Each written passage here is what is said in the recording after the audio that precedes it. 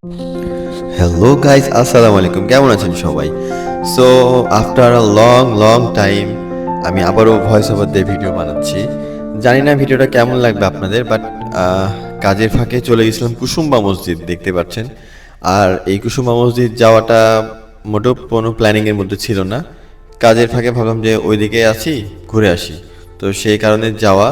So সাথে থাকুন, খুব ছোট্ট একটি ভিডিও, বাট আশা করছি ভালো লাগবে আপনাদের।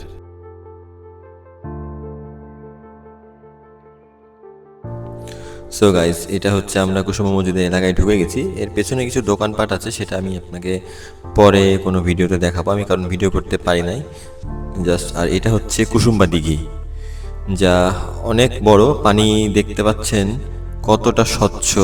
অনেকেই যারা এখানে বেড়াইতে আসছে তারা গোসল করছে, কারণ পানিটা অনেক সুন্দর। আমার ইচ্ছে করছিল গোসল করতে, বাট আমি তো কাজের মধ্যে ছিলাম, সেই জন্য সময় পাইনি।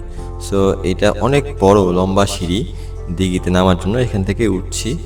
আর দিস ইজ কুসুম্বা মসজিদ। মাশাল্লাহ মাশাল্লাহ। আর আপনারা দেখতে পাচ্ছেন অনেকেই কিন্তু এখানে ছবি টবি উঠাচ্ছে, কারণ অনেকে বেড়াতে আসে। এই কুসুমা মসজিদটা কিন্তু আপনারা অনেকেই দেখে থাকবেন, 5 টাকার নোটে আমাদের কুসুমা মসজিদ ছিল, পুরাতন যে 5 টাকার নোটটা সেটাতে।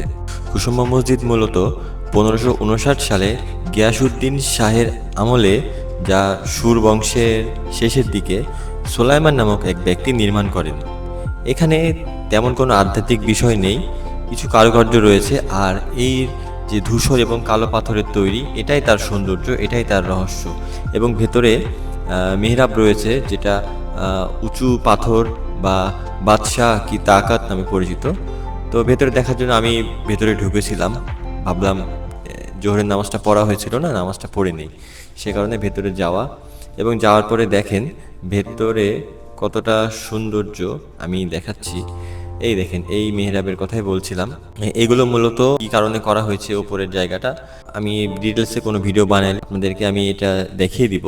আর ভেতরে কিন্তু দেখেন অপরূপ সৌন্দর্য। মহান আল্লাহ মানুষকে কতটা কারুকার্যপূর্ণ বুদ্ধি দিলে তারা এগুলো করতে পারে। অনেকে নামাজ আদায় করছে, আমার নামাজটা হয়ে গেছিলো, তারপরে আমি এই ভিডিওটা শ্যুট করেছিলাম। সো যাই হোক, যদি ভিডিওটি ভালো লেগে থাকে আমার পেজটি লাইক দেবেন, কমেন্ট করবেন এবং শেয়ার করবেন ভিডিওটা। সে পর্যন্ত ভালো থাকবেন। আসসালামু আলাইকুম।